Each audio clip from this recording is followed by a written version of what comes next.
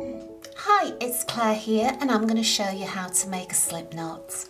So let's start by making a circle, and then we're going to take the working yarn and put that underneath the circle.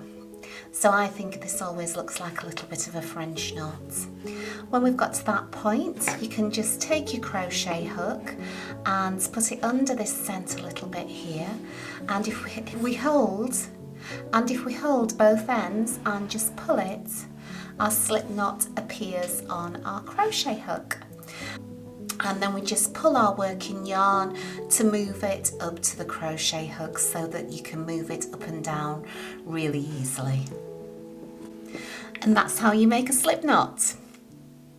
If you like the video, give me the thumbs up. You can subscribe down below, and please share this video with your friends.